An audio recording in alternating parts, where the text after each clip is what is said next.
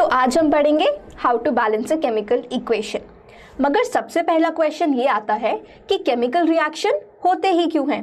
तो इसको समझने के लिए आप दो केसेस कंसिडर कर सकते हैं। अगर तो एक रूम में आप और आपके फ्रेंड साथ में बैठे हुए हैं तो आप दोनों चुप तो नहीं रहेंगे, आप दोनों बात करेंगे और इसीलिए इंटरैक्ट करेंगे आपस में। सिमिलरली जब हम किसी कंटेनर में अलग एटम्स और मॉलिक्यूल्स को साथ में रख देते हैं तो वो भी इंटरैक्ट करना शुरू करते हैं और इस इंटरैक्शन की वजह से उनका रीअरेंजमेंट होता है जिसको हम लोग केमिकल रिएक्शन बुलाते हैं। अब क्योंकि ये रीअरेंजमेंट बहुत तरीकों का हो सकता है इसीलिए केमिकल रिएक्शंस भी हमारे पास बहुत सारे होते हैं। सभी केमिकल रिएक्शंस एक ही लॉ पर बेस्ड होते हैं जो कि है law of conservation of mass, which states that equal quantity of matter exists both before and after the reaction। मतलब कि हर एक एलिमेंट के जितने नंबर ऑफ एटम्स हमारे पास रिएक्शन से पहले हैं उतने ही बाद में भी होने चाहिए, उनका अरेंजमेंट चेंज हो सकता है। तो अब ये एग्जैक्टली होता कैसे है उसके लिए हम एग्जांपल लेते हैं carbon plus oxygen giving us carbon dioxide का। अब एग्जैक्टली इस रिएक्शन में क्या हो रहा है, एक कार्बन एटम इंटरैक्ट कर रहा है एक ऑक्सीजन मॉलिक्यूल के साथ और हमको मिल रहा है कार्बन डाइऑक्साइड मॉलिक्यूल प्रोडक्ट में। अगर तो आप देखें इसके दोनों तरफ हमारे पास एक एक कार्बन एटम और दो दो ऑक्सीजन एटम्स है। तो ऐसी केमिकल इक्वेशन जिसके दोनों तरफ में हर एक एलिमेंट के इक्वल नंबर ऑफ एटम्स होते हैं उसको हम बोलते हैं बैलेंस केमिकल इक्वेशन। अगर तो हम एक और रिएक्शन का एग्जांपल लें H2 plus O2 giving us H2O।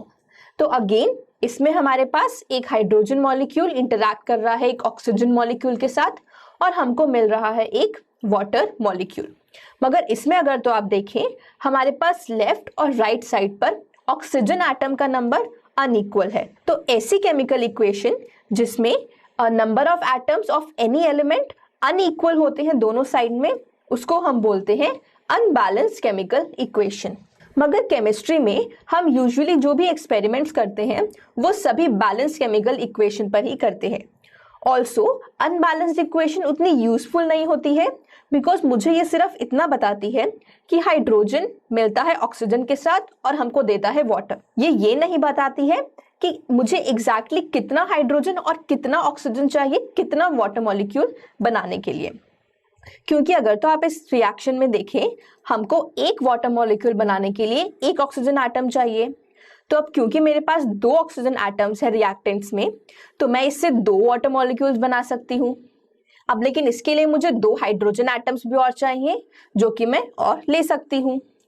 तो अब अगर तो आप देखें हमारे पास दोनों तरफ इक्वल नंबर ऑफ हाइड्रोजन और ऑक्सीजन एटम्स हो गए हैं। तो अब क्योंकि हमने वाटर के दो मॉलिक्यूल्स लिए और हाइड्रोजन के भी तो हम वो आगे ऐड कर देंगे। तो इसीलिए अब हमारी इक्वेशन हो गई है बैलेंस। तो अभी आप लोग सोच रहे होंगे कि क्योंकि हमारे पास राइट साइड पर एक ऑक्सीजन एटम कम था तो हम सिंपली उसी को क्यों नहीं वहां पे जोड़ सकते। लेकिन अगर तो आप देखें कि ऐसा करने से हमारे पास यहाँ पर वाटर मॉलिक्यूल तो बचा ही नहीं, हमारे पास एक नया मॉलिक्यूल H2O2 बन गया है। अब क्योंकि एकदम नया केमिकल है तो हमारी केमिकल रिएक्शन ही बिल्कुल बदल गई है। ऑल्सो अब ऐसा करना एकदम बराबर होगा कहने के कि अगर तो मुझे अपने लंच में 6 चिकन लेग्स खानी है तो मैं बाहर जाऊं और 6 लेग्स वाली एक चिकन को ढूंढना शुरू कर दूं। अब ये तो आप कहेंगे कि मैं स्टूपिड हूं क्योंकि मुझे चाहिए 3 नॉर्मल 2 लेग की चिकन्स। सिमिलरली अगर तो मुझे ऑक्सीजन के 6 एटम्स चाहिए तो मुझे बाहर जाकर के एक O6 मॉलिक्यूल को ढूंढने की जरूरत नहीं है, मुझे चाहिए 3 नॉर्मल O2 मॉलिक्यूल्स। तो यहां से आप लोग ध्यान दें कि हम लोग हमेशा रिएक्शन में सबस्क्रिप्ट को नहीं चेंज करते हैं, सिर्फ कोएफिशिएंट को ही चेंज करते हैं। तो हमारी बैलेंस्ड इक्वेशन जो हमको यहाँ पर मिली है वो है 2H2 plus O2 giving us 2H2O। तो अब हम और एग्जांपल्स लेते हैं how to balance a chemical equation के। हमने यहाँ पर इक्वेशन ली है CH4 plus oxygen giving us carbon dioxide and water. तो कभी भी जब हमको कोई केमिकल इक्वेशन बैलेंस करनी होती है तो यूजुअली हम लोग हाइड्रोजन और ऑक्सीजन को लास्ट के लिए छोड़ देते हैं। ऑल्सो अगर तो हमारे पास कोई डाई एटमिक मॉलिक्यूल होता है तो उसको भी हम सबसे एंड में बैलेंस करते हैं। तो इसीलिए यहाँ पर हम लोग सबसे पहले बैलेंस करेंगे कार्बन उसके बाद हाइड्रोजन एंड देन ऑक्सीजन, क्योंकि उसका हमारे पास डायटोमिक मॉलिक्यूल है। तो अगर तो हम लेफ्ट हैंड साइड में देखें, हमारे पास कार्बन का एक एटम है और राइट साइड पर भी एक एटम है, तो कार्बन हमारा बैलेंस है। अगर तो हम हाइड्रोजन देखें तो हमारे पास 4 और राइट साइड पर 2 हाइड्रोजन एटम्स हैं। अब इनको इक्वल करने के लिए हम लोगों को राइट हैंड साइड पर 2 से मल्टीप्लाई करना होगा। तो इसके लिए हम लोग क्या करेंगे, हम H2O के आगे 2 कोएफिशिएंट लगा देंगे। अब अगर तो हम ऑक्सीजन देखें, हमारे पास लेफ्ट साइड पर हैं 2 ऑक्सीजन एटम्स और राइट साइड पर हैं 4। तो इसके लिए हम लेफ्ट हैंड साइड पर 2 ऑक्सीजन एटम से मल्टीप्लाई कर देंगे और ये हम अगेन कोएफिशिएंट बढ़ा करके कर देंगे। तो अभी अगर तो आप देखें, हमारे पास हर एक एलिमेंट के नंबर ऑफ एटम्स इक्वल है दोनों साइड्स ऑफ द इक्वेशन में, इसीलिए ये इक्वेशन बैलेंस है। हम एक और एग्जांपल यहाँ पे लेते हैं, which is lead nitrate reacting with potassium iodide to give us lead iodide and potassium nitrate। इस रिएक्शन में सबसे पहले हम लोगों को देखना होगा ब्रैकेट का यूज। अगर तो आप देखें कि यहाँ पे ब्रैकेट के नीचे जो सबस्क्रिप्ट 2 है, उस सबस्क्रिप्ट को हम लोग ब्रैकेट के अंदर हर एक एलिमेंट के साथ मानते हैं। मतलब कि ये जो 2 है ये नाइट्रोजन और ऑक्सीजन दोनों के साथ है। तो यहाँ पे मेरे पास नाइट्रोजन के 2 एटम्स हैं और ऑक्सीजन के 3 × 2 = 6 एटम्स होंगे।